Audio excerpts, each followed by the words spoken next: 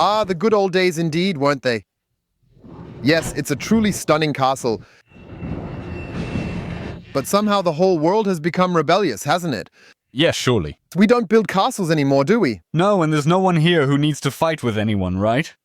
And eventually we'll very likely end up with cars that are somewhat rebellious, don't you think? Hope. One of these rebellious cars aspires to be the Cupra Tavascan, aiming to set striking accents with its unique and forward-thinking design. It seeks to present itself in a refreshingly different manner compared to the traditional, more conventional market offerings, wouldn't you agree? Yeah, it definitely seems that way. The question is, of course, does a Cupra Tavascan suit such a castle? Nah, not quite right now, is it? Or perhaps it's exactly this fine distinction, this pleasantly being different, that ultimately allows for a gentle transition from the realms of the classical to the modern styles. Sure. And Cupra has accomplished that by effectively merging Spanish rebellious design elements with advanced German engineering sourced from the VW Group in China, thereby successfully globalizing the entire automotive world. That's truly multinational. And with that, a warm welcome to yet another edition of Simply Electric featuring the all-new Cupra Tavascan VZ. Yes, I know you've already seen it around the streets of Barcelona, but we live here in Germany, we live in Europe, we want to hit the highway. And of course, we absolutely want to experience its impressive performance on our roads together with you as well. That means we will create at least 2 videos with you. One of them is basically where we get into the car again and take a close look at it. Then we will focus on delivering a detailed test drive report, analyzing how the vehicle performs on the various roads of Mecklenburg. In the second video, we'll do a consumption test. You know this format where we check its use at 100, 120, 140, and 160 kilometers per hour. We want to conduct the charging check to determine if it recharges swiftly and efficiently, ensuring we can comfortably embark on long-distance trips. And maybe, with a bit of luck, a road trip video will follow, but that's not quite certain yet because we're somehow super tightly scheduled and a new event pops up every day. Yes, apparently at the moment. That's why I would say let's not waste any time. Check if you're already part of the Einfach Elektrisch community. If not, we'd love it if you support us by subscribing. That would be a very valuable help for our work, and then you won't miss the latest videos about electromobility in the future. I'd suggest we don't waste any more time, and we get started right away with the Cupra. Tavascan isn't still, continues, and as always, we start from outside, start from the front. Let's take a closer look at the front of the Cupra Tavascan. It comes across as extremely sporty, very much focused on performance, and yes, almost a tad bit of beautifully evil, a bit, and that's of course wonderfully accented here by the air-permeable hood, featuring this distinct power dome, and then this massive prominent Cupra logo, which can even light up at night depending on how you set it. What I particularly appreciate is the design of the silhouette of the daytime running lights, which incorporates these striking triangles almost like a fist that's nicely integrated. You get LED headlights as standard, and optionally you can even upgrade to the advanced matrix LED headlights. What I found lacking, however, is that apparently there's no option for HD Matrix LED headlights. It's a bit of a disappointment. We've already had the opportunity to experience them in other Cupra models. The Cupra Tavascan is built on the MEB platform, which has been developed by Volkswagen. This platform is also used as the foundation for other models, such as the Skoda Enyaq Coupe and the VW ID.5. And yes, we have an attractive SUV shape, which features a coupe-like line towards the rear section. And when you carefully observe this VW group, from my perspective, the consortium's Tavascan somehow stands out as the most sporty and rebellious in terms of design and overall aesthetics. Sure, yeah. This naturally includes big fat rims. We've got it here equipped with winter tires sized at 21 inches, featuring a typical Cupra wheel design where the copper tones blend effortlessly with the glossy black finish. But to be fair, we also criticized all others for having a drum brake. Here we have the VZ version with more than 300 horsepower, and I truly would have liked to have seen a disc brake there instead. I know that many of you couldn't care less, but I really do care, because in my opinion, disc brakes are simply better than drum brakes.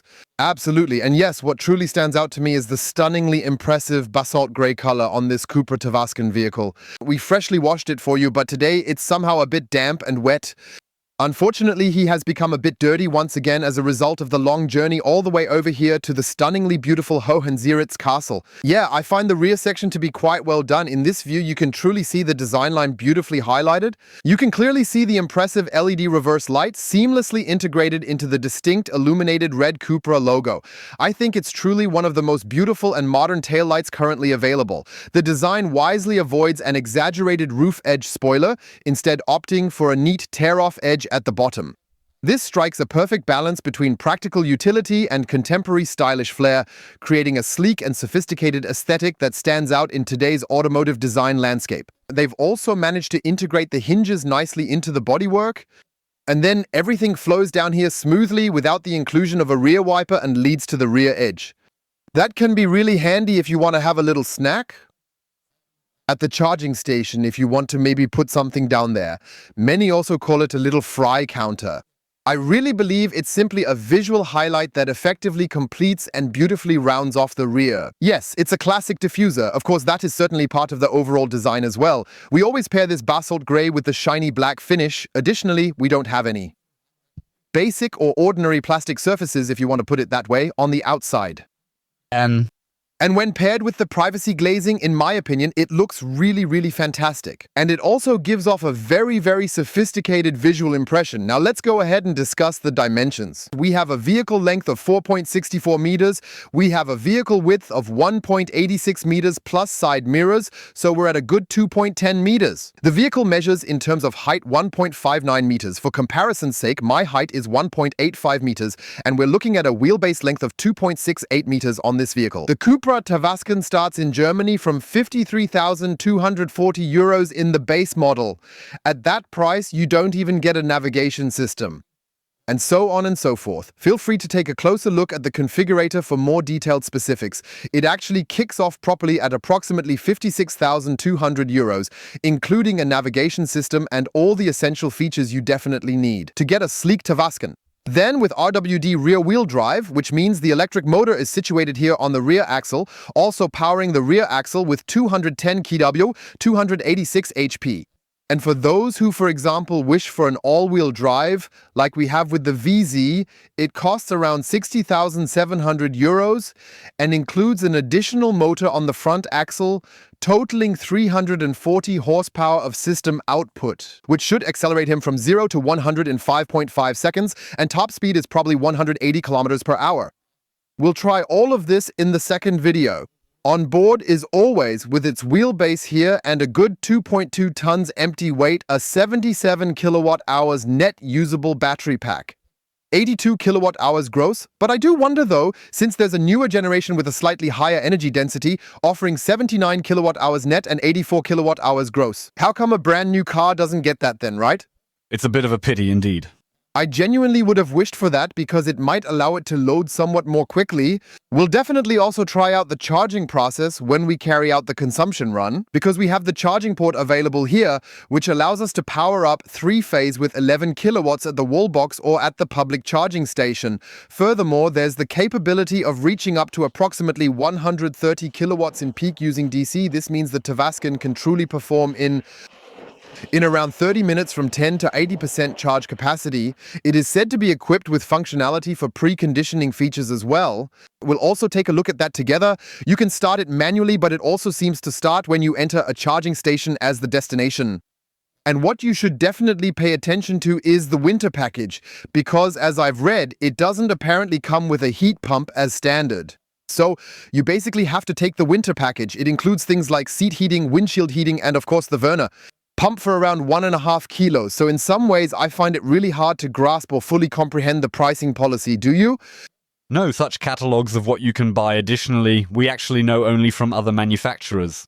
I mean, sure, we might not have as many choices as we're used to, where the car is produced for us in Europe, then shipped to the dealer, and we have more options, because the car is, of course, shipped from China, then comes to Europe.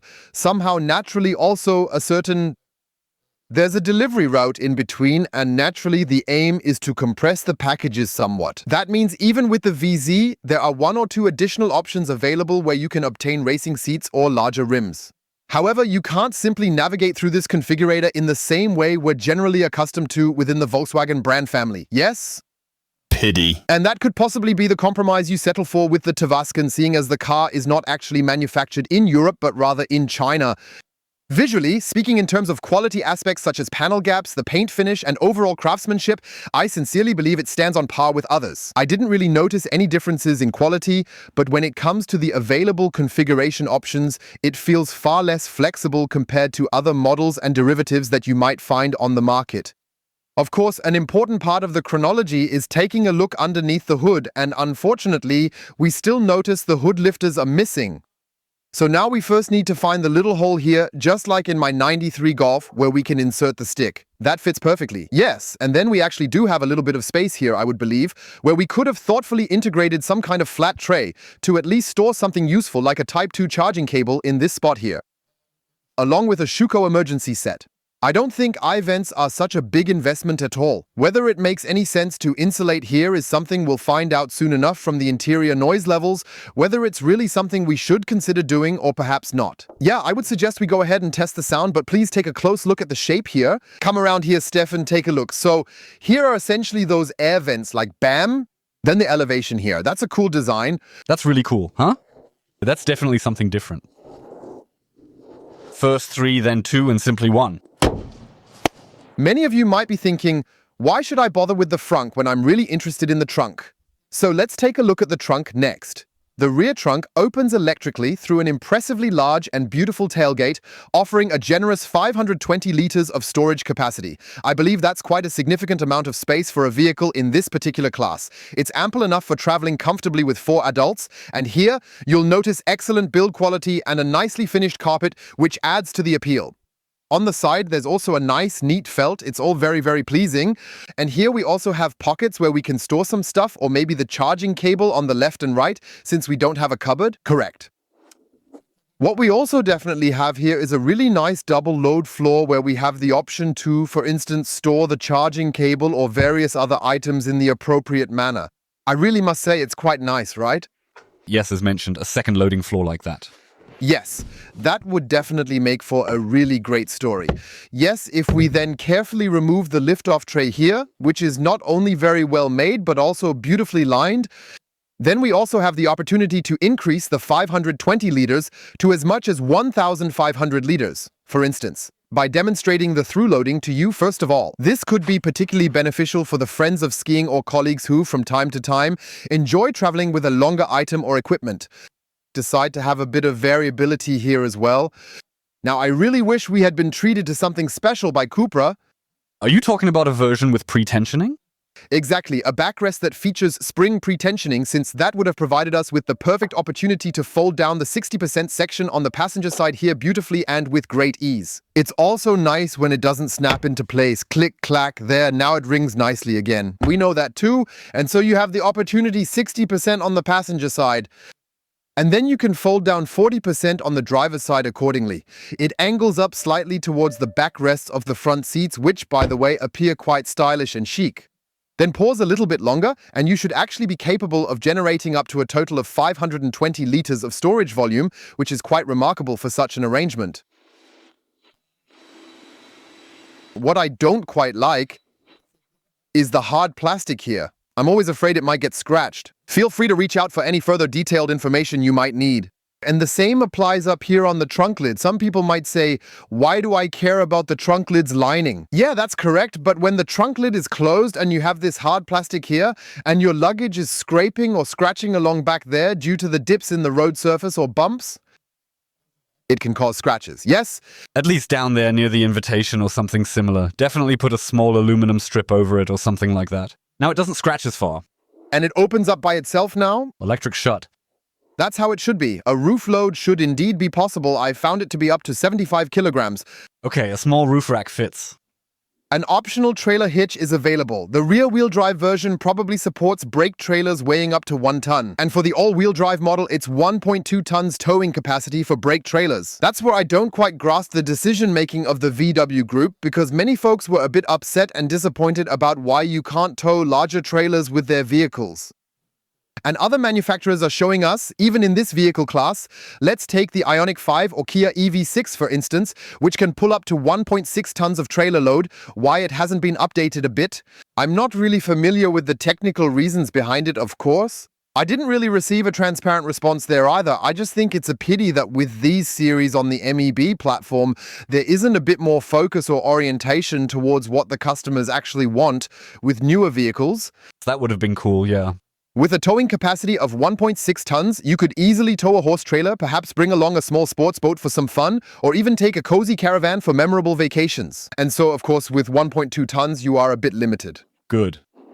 Outside, we've shown you all there is to see. Now let's head indoors. We'll conduct the window check. Here we have single glazing, which essentially means there aren't two panes that are connected with a film. It's truly not a significant disadvantage at all because we've consistently observed that many vehicles tend to be impressively well insulated and have remarkably quiet interiors. When it comes to door paneling, I'm somewhat divided. As you're probably aware, I'm not particularly fond of those hard plastic surfaces that are often used.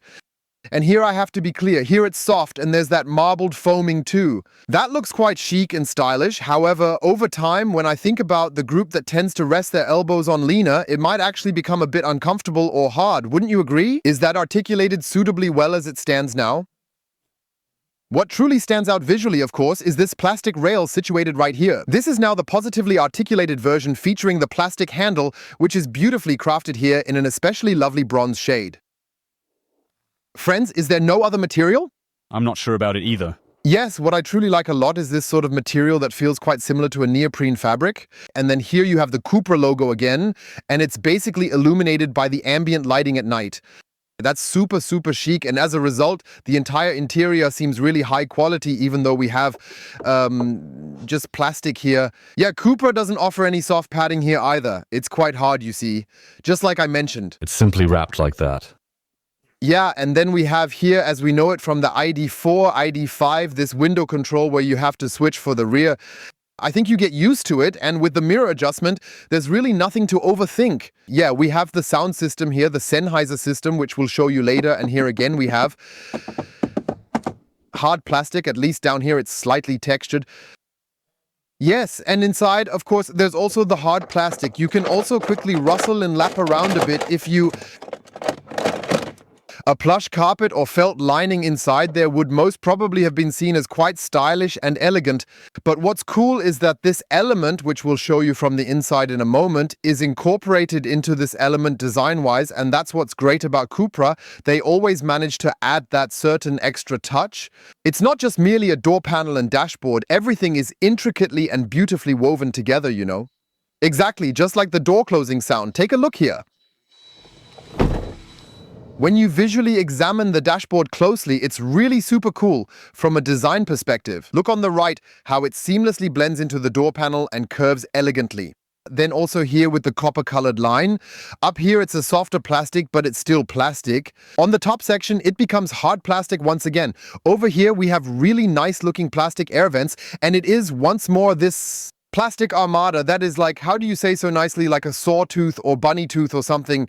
Yeah, I don't know. Either it's dragon scale, some kind of snake thing. It's really weird somehow. I just find the design refreshingly different and cool, and it just fits the overall look, and probably the Cupra driver is more of a design-oriented person who perhaps might not place too much value on every tiny aspect of the material mix. Yeah, I have to honestly say from my perspective, it all seems consistent, it all looks great, it looks modern, yeah.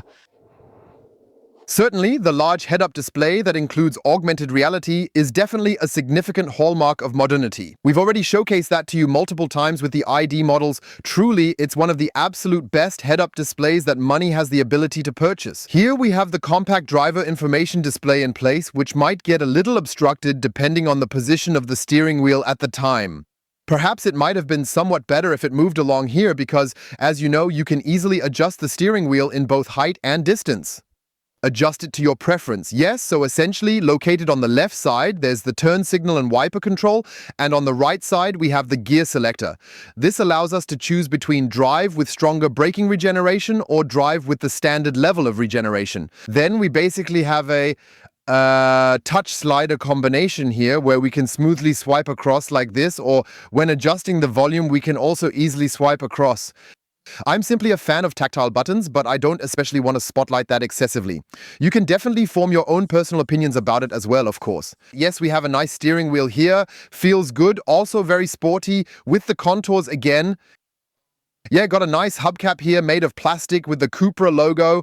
Here's a touch of painted plastic once more, yet it looks quite stylish, featuring that copper-colored stitching again. And what I think is awesome is that you have this thumb-friendly drive mode switch here where you can...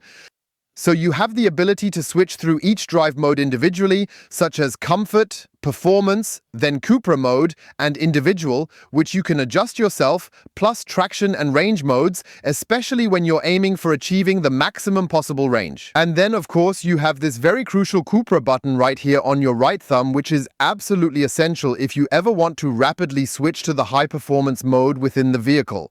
Yes, what's really nice is the 15-inch infotainment display, which is beautifully integrated here again with this V-shape, where the sliders are also colorfully lit. With this piano lacquer finish, you can clearly see fingerprints and small micro scratches begin to show up. I'm personally not a fan of these piano lacquer surfaces as they tend to show flaws easily, but ultimately it's up to you to decide how you wish to handle or view them. Indeed, we have essentially integrated the newest generation of Cupra software here, which exceptionally features nice, fast-working processors.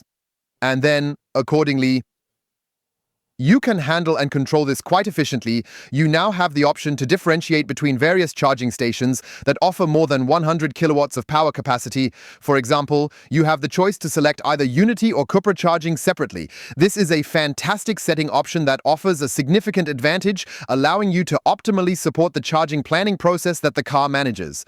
The system's wireless integration also includes the classic and ever-reliable Apple CarPlay, ensuring a seamless and enhanced user experience. Apps. Since our cell reception happens to be just a bit poor here right now, that's why it isn't displaying the map in a perfect manner. And yes, the tile structure is both quite nice and modern, and it's also beautifully colorful, just like what we are all familiar with from using tablets and smartphones every day. And there you also have, in my opinion, a particularly good user interface to then operate everything as needed accordingly. You also have quick selection functions like right here, the loading menu, it's genuinely all very well designed, or then also vehicle settings, where you have once again a truly exceptionally nice and well-organized categorization for exterior features, interior options, headlights, and so on and so forth. I truly think it's all really excellently executed and also very well animated. In my personal opinion, within the Volkswagen Group, there's actually considerably less room to mess around with the software. It's fine, everything's running smoothly, all good. The center console is divided here. We'll show from the side that it has a wireless charger, 2 USB-C ports, and a small storage spot. And then we have 2 nicely compacted cup holders here, once again featuring the soft touch plastic, which is pleasantly soft, foam-filled, and well separated. Here's the center armrest. It's not soft either, right? Look at that. So it's underfrothed, it's not hard, but it's not that smooth, you know? Yeah, then we have another really large storage compartment here, which also goes a bit under the cup holder to pack in quite a bit of stuff. There's also a 12-volt outlet. There's a small rubber mat inside at the bottom. This is another compartment, probably for loose change, but there's no rubber mat there. Cupra doesn't provide much with this feature here. It's only openable from one side, and its narrow design makes reaching the items inside a bit tricky and inconvenient. What I consider to be a real highlight is the huge, impressive glass roof that extends all the way back to Stefan's head, reaching up to the rear seat backs.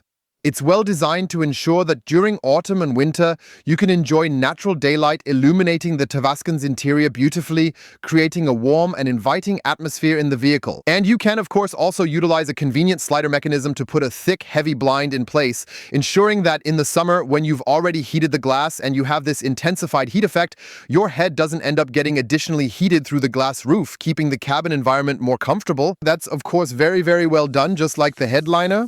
That is made of a beautiful black fabric. You have handles here. I must say, that's well done again. Also, there's a touch function for the lights here too, so overall it's all incredibly cool and extremely well constructed. In a few places here and there, it feels like someone used a red pen to make edits. Yes, exactly just like that if you can fully imagine it. Perhaps get rid of the brushed aluminum and instead bring back that really awesome plastic. Maybe some Carbonaro stuff? Yes, exactly like that. Or Alcantara. When you look through the passenger side door, it gives you another chance to see the detailed design of the center console structure here. Here's the inductive charger connecting to USB-C ports. Here's the compartment to store quite a bit of stuff, and down here a bit of wasted space as it's designed very openly. Just adding a small tray would have been enough. Then you possibly could have more securely stored a hearing test, small handbag, or other similar items without them sliding unnecessarily to the left or the right. What Cupra can do, and also the Volkswagen Group in general, is seats. We basically have the sports seat here, which I believe is always included, as far as I could gather from the configurator, with excellent support in the lumbar area here. The thigh support is also outstanding, so you sit very comfortably and securely. We also have a wonderfully nice and extended seating area. That's not the usual standard you find either. Typically, the seats always stop right here in the front. They're adjustable. I find it very, very stylishly done. I like it. Shoulder pads, integrated headrest, also very, very nice with the embossed Cupra logo here. The Cupra V with the small pass-through. You can stick your pinky finger through that. It's all nicely done. And then, of course, we have Stefan's Alcantara here, which Cupra refers to as microfiber. And for those who still haven't fully understood it yet, in Spanish, Alcantara indeed means Alcantara. So we're sitting in a Spanish vehicle, so I definitely have to say Alcantara, right? Then we have the Cupra logo again here with the Cupra V, very, very nicely integrated in copper tones everywhere. But what I missed is the exterior is likely faux leather, also chic, with Cupra-colored stitching. What I missed somehow is, of course, you have seat heating in the heat pump package for $1,500, but only with a front windshield heater. We all learned that seat ventilation. Yeah, it would definitely make sense if you're already stamping those Cupra details in to also integrate the ventilation features right there. So, because you can get the little adrenaline package for, I don't know, 1.9 or so. You've got some bigger rims and extra little bits and pieces here and there. And then you can get the big adrenaline package and even get racing bucket seats. oh yeah. We need to carefully check whether we truly need that feature and what exactly 340 horsepower are capable of providing us. Let's be surprised. What's really well done, super high quality, are the floor mats. Beautiful with such a pile on the side with faux leather then. A Cupra emblem. We also have illuminated Cupra logos on the entry sills. That's all stylish, but what's not so stylish here is again Yeah, up until that point again. what you say often. Yeah, I just end up saying it anyway. Yeah, then the belt here like this. We got it. Yes, last but not least, Cupra provides you with a glove compartment, but they no longer offer the nice touch of a felt lining, right? No? Indeed, even the color red surely hatches too. I don't know, I just think it's a shame because somehow it was always cool when you opened it like that. Then there was the felt, nothing rustled or rattled in there, because look here, Cupra is treating us again. Nice as Ambra. Or is it just chic, right? Sure. Same here. With the owner's manual, there's a nice Cupra pouch, so that's all neat. Well, you could definitely indulge in adding a little felt here, right? It would really enhance the charm, don't you think so too? Absolutely. It won't break the bank. I don't know about that. In the mass production of such a car, one little euro adds to another little euro, and then over a few million, thousands, hundreds of thousands of units, quite substantial sums add up. Well, I'd say if einfach elektrisch got a cent from every Cupra Tavascan, we'd make some progress too. By the way, I have two highlights to share. First, the ISOFIX system is only on the passenger seat. Look at that awesome look integrated into a sports seat here. That's just brilliant. And the second thing, though small, is that as a passenger, you have a memory function for the seat here. Yes? We're height edgy. Everything is running quite smoothly here. It's probably one of the first Chinese cars to have a seat height adjustment on the passenger seat. Sure thing. Well, considering that in Germany and in Spain there are European routes, yes? With SUV coupes featuring a beautifully sloping roofline, we really need to take a closer look at how much headroom taller individuals can actually expect to have. People in the back, we want to do the seat test with you. I'm 185 centimeters tall, fawn-like, weigh 99.9 kilograms, and I'll swing myself in here.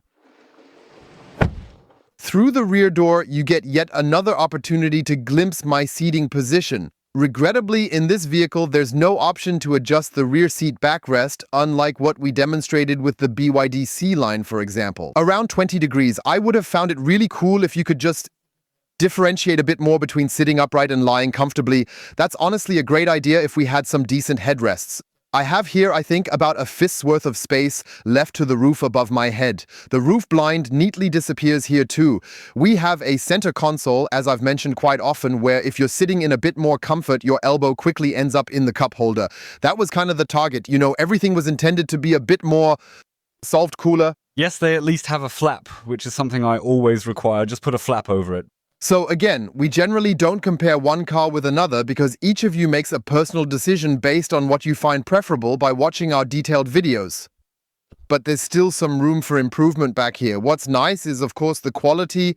We've got the Alcantara once more, beautifully grained. There are ISOFIX attachment points on each side. Also back here, there's a nice light lumbar support, thigh support, and even just a little bit extra. Perhaps it could have been a tad more nuanced, right?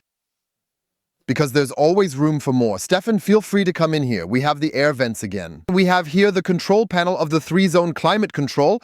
We also have the option to heat the outer rear seats. And we have 2 USB-C ports incredibly conveniently situated down there to adequately enable you to...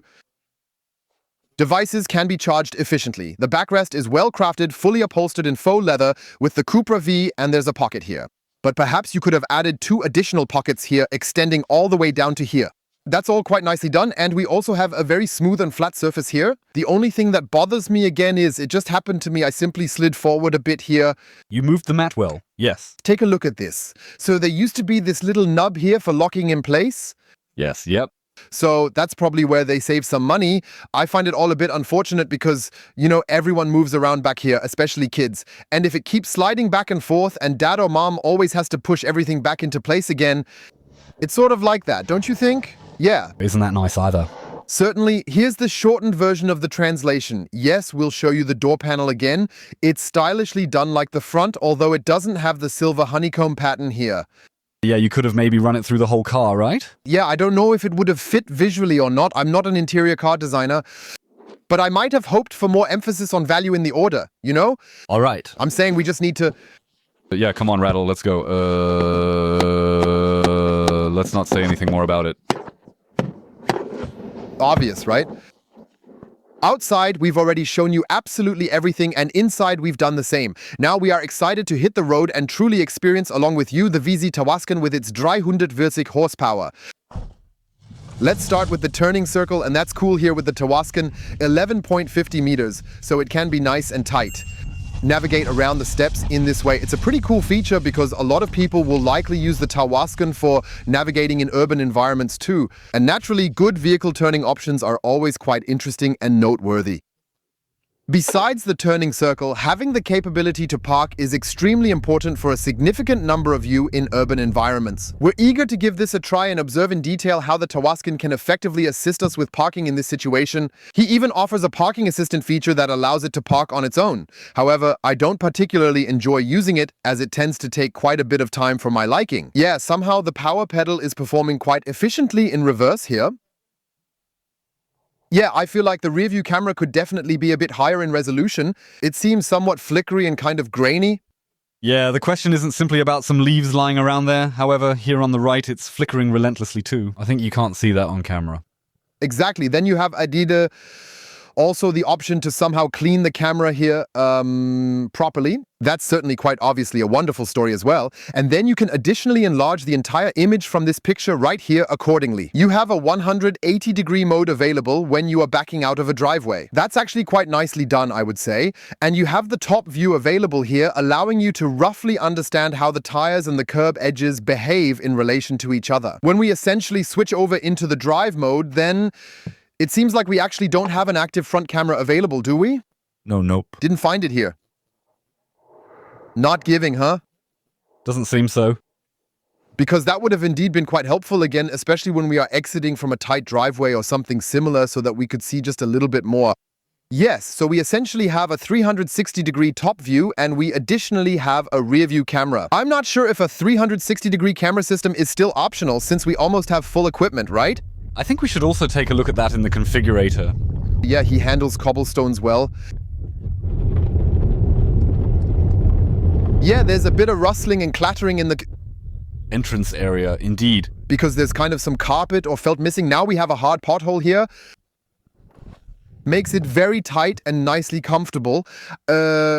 I was sure I found a front camera. Why didn't he activate it any sooner? It's really quite odd, isn't it? Especially considering there's a guide. And you even had already shifted into drive. Probably another user error because I was fiddling around with it or something. Something is there. Yeah, let's take a drive on our beautiful test track over here where we can experience some winding terrain and get a feel for the curves. We have now arrived here at our dedicated test track where we always engage in those cornering. Drives with you and want to push the suspension system a bit to its limits. Today we're experiencing some leafy and slippery weather conditions. The road is wet, but it still handles them confidently. Fine. You certainly don't get the impression that you're being swept away from here. Overall, there is hardly any noticeable roll and pitch movement. That's just what you would expect from Cupra, really sporty, firm, and tightly tuned. But nevertheless, I find it really comfortable. Even though yesterday we came back from the airport from attending the BYDC Lion event. After that, I got down to writing the test report for the T&E magazine, capturing all the details and insights from the experience. And there, sitting with the laptop on the front passenger seat, it indeed was really quite tough. That was a bit uncomfortable. Here's a detailed overview of the provided features. It's crucial to be completely honest about what's included to ensure proper understanding among everyone involved. Yeah, otherwise he manages it very, very confidently and smoothly on the country road, providing a strong sense of connection and a really good feeling between the steering and the suspension system. We've switched over into Cupra mode and want to perform a launch with you from 0 to 100 kilometers per hour. It's projected to accelerate in approximately 5.5 seconds. Stefan, could you provide us with a countdown? 3, 2, 1, and go. And there he goes, launching forward with all his impressive 340 horsepower. 60, 70, 80, 90, 100. And we're also going to do the brake test right away. After all, there's no one on the secluded road here. And there it goes, nicely into the brakes and decelerates. The 2.2 tons. Do we have a value, Stefan? We have 0 to 60 in 2.93, 0 to 100 in 5.83, and from 100 to 0 again in 3.5.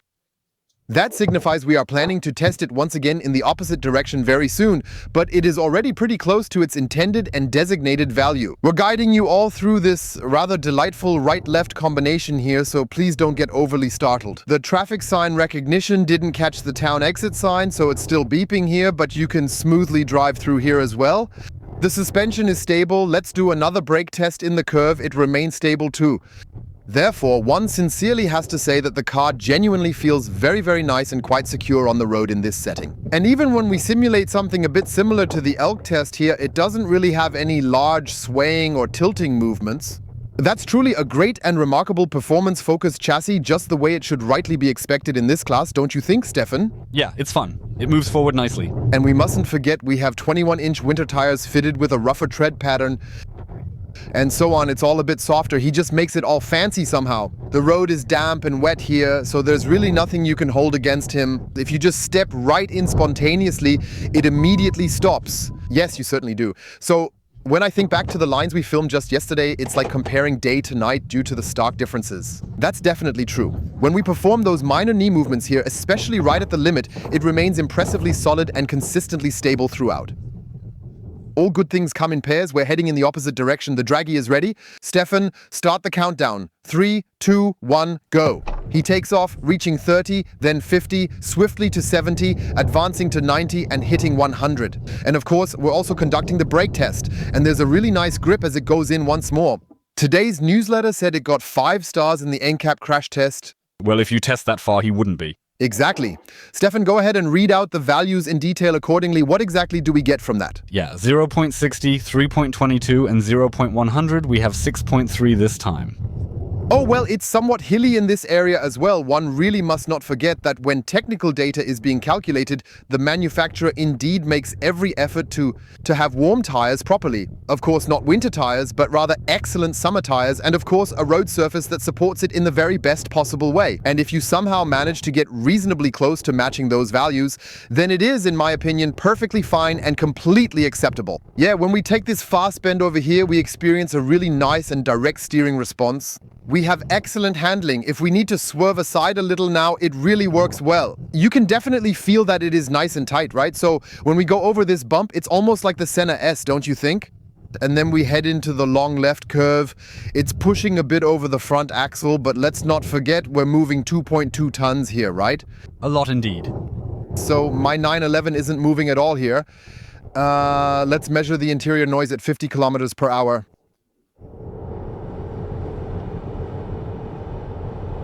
(55, 56 decibel, which is remarkably nice and quiet indeed. Let's push to 70 kilometers per hour. 58, 59 decibel, which still remains an outstanding value for this situation. Let's go ahead and increase our speed up to 100 Kilometer pro Stunde.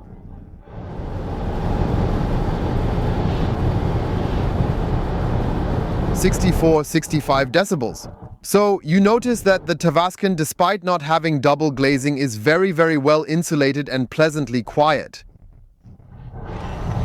We have activated the travel assist function here in the Cupra Tavascan and intend to test it out on this country road to observe how it operates when its lane keeping assistant collaborates with the steering assistant to ensure proper driving behavior. He even detects the curve ahead and slows down slightly, but see, he's smoothly maintaining almost the center of the road, especially on a country road. And that's what we, I believe, always praise about the VW group. It has now recognized 70 ahead and will now adjust the speed to the sign of 70 kilometers per hour. You can see he's letting it coast so that we can hopefully drive 70 kilometers per hour when we reach the sign. Now it starts going into recuperation mode a bit, and that's surely something we commend about Volkswagen because it truly one of the best driver assistance systems on the market. No American supercar manufacturer can match that, nor can any Chinese supercar manufacturer. I want to make that clear right away. The only ones who might possibly be able to manage it alongside the VW group at the current time are BMW and Mercedes. Don't you agree? That's right, nothing else quite compares. He accelerates to 100 again because the 70 zone has ended, and that's exactly how I envision a travel assist should function, providing the maximum level of support on a long journey or even on a shorter trip, and that it operates so perfectly even here on the country road. And not exclusively on the highway, as is the case with certain Korean manufacturers. I have to say it's really just single, isn't it? Mm-hmm. Once more, he navigates the curve, clean and tidy. He's aware there's a 70 zone approaching. He identifies curves using navigation data. Perhaps it drove just a little too far to the left here. Oh my God. But he kept the lane. Here he drives 70 at the 70 sign, holding the middle of the lane again. So there's really not much to interpret here.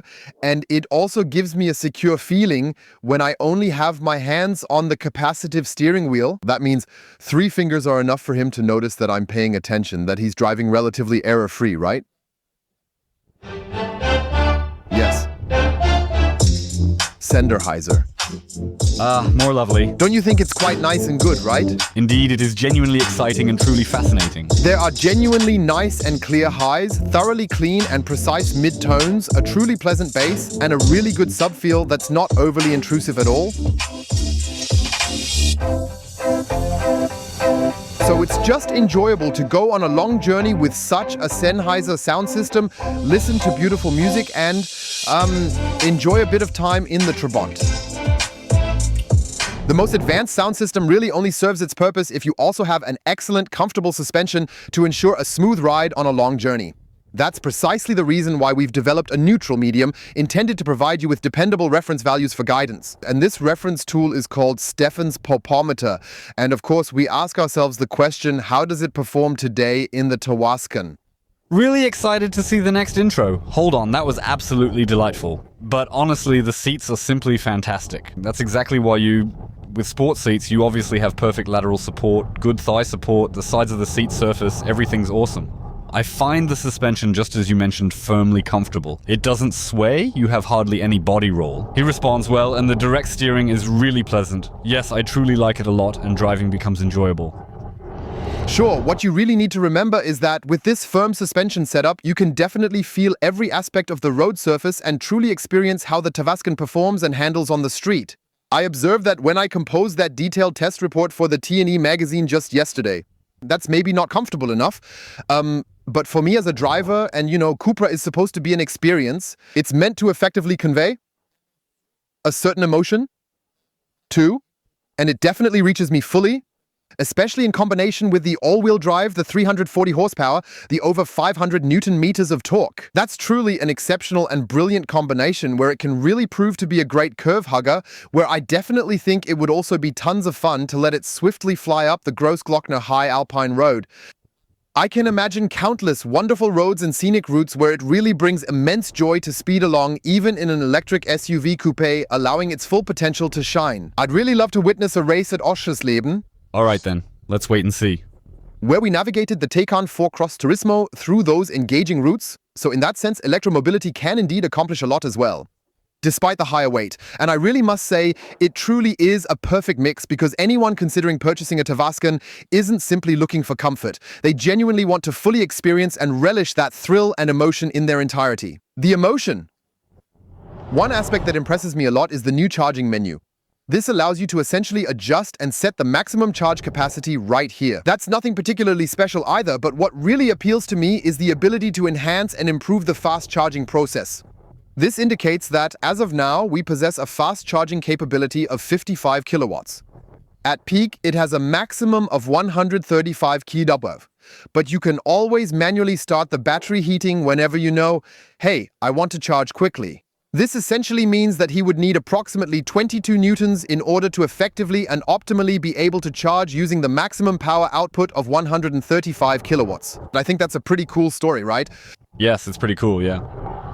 With the Tavascan, you've got the exciting future of bidirectional charging included on board. Here you can see it very, very clearly. Up to 4,000 hours are truly possible, or 10,000 kilowatt hours could be achieved. You're kind of somewhat limited in that regard. The only thing I think is missing is for the lawmakers to finally allow it and for us to have the proper charging stations at home so we can properly implement it. It's certainly an amazing and intriguing concept to consider. Imagine using the Tavascan at your home as a versatile battery speaker, possibly in conjunction with your solar PV system in a fully bidirectional manner. We want to discuss fuel consumption with you. We have a long-term value of 1,014 kilometers with an average speed of 70 kilometers per hour. So you can see there's also a lot of rural roads, some highway involved. City traffic then consumed 22.6 kilowatt hours per 100 kilometers. On our route today, we've traveled a total of 49 kilometers together and have recorded a consumption of 24.7 kilowatt hours. But there's also this whole acceleration area involved. But that's why we're going to reset it now, because we're passing through New Brandenburg maybe at about 6 kilometers of city traffic ahead. Let's see how efficiently the Tavascan navigates urban settings. We successfully passed through New Brandenburg and have already covered a total distance of 9 kilometers. Average speed 48 kilometers per hour and consumption 13.9 kilowatt hours per 100 kilometers. Nice, huh? That's how it was out there. We have 9 degrees, and considering it's nearly mid-November in this place, I must say that's quite a comfortable temperature. Let's get to the conclusion. Yes, much more spoken. Yes, interim conclusion, because we're doing at least the consumption review with the charging check with you and maybe even a road trip. So, as an interim conclusion, we are genuinely quite positively impressed overall with everything, especially due to the unique and independent design. That's delightfully rebellious, as Cupra puts it. It's both modern and trendy. I also really like the fact that there are no plastic parts on the exterior. Everything is beautifully painted, which adds a touch of superior quality. You get the latest technology, matrix LED headlights optionally. You also get, of course, the travel assist, which supports you very well in semi-autonomous driving. And inside here, you get an interior that unfortunately comprises many plastic parts, yet they are nicely refined by textural ridges and detailed paintwork. Where maybe some might say, well, perhaps a slightly different material mix could have been chosen. Let's discuss this in a relatively neutral manner because each of you understandably views it very individually. Yes, ride comfort is firmly comfortable. It's a car where you definitely still feel the road, where you're supposed to experience that distinctive Cupra emotion while driving. And that's quite noticeable, wouldn't you agree? Sure, yeah. You simply don't get that smooth glide feeling here, but I believe the Cupra customer, it's usually a bit more sporty, maybe a bit younger too. I don't want to offend anyone and will likely then, especially when it's fully engaged in Cupra performance mode on a nice scenic track, truly take the time to thoroughly enjoy it to the fullest. Yes, the price, as with all electric vehicles nowadays, remains somewhat ambitious. With 53,240 euros starting here in the VZ version, it starts at a good 60,000 euros plus maybe the odd package, heat pump, you're quickly at the beginning, mid 60,000 euros in the top variant. However, for that price, you actually get an SUV that is pleasantly different as an electric vehicle, resembling more of a coupe. I think Cupra does it better with leasing because the VW Group is always known for offering great leasing and financing conditions. It starts at 399 euros, and compared to the gross list price, that's quite a bargain. That's totally fine, yeah. So definitely make it a point to stop by a Cupra dealer, take a visit to the city garages in both Munich and Berlin, and have a personalized offer tailored just for you. Make sure not to miss out on taking a thorough test drive with the impressive new Cupra Tavascan. And with that, we've come to the conclusion of today's video featuring the Cupra Tavascan VZ. Up next is the detailed consumption test along with the charging check, and I sincerely hope that you all thoroughly enjoyed watching this video. You've given it a thumbs up, so feel free to check again if you're part of the Simple Electric community. If you'd like to support us, please subscribe. It doesn't cost anything. That will certainly be of great help to us in our work. And then with a little luck, we hope to see you again in the following video. Thank you for watching. Stay healthy and see you soon. Yours, Ollie, and you, Stefan. It's really nice, don't you think? Look at how beautifully it's lit up. It definitely has something special, right? See it now, right? Yeah, you can really see it clearly here, right? So those somewhat illuminated emblems, in my opinion, are just like... It's like that perfect final touch on a delicious steak, wouldn't you agree? Indeed.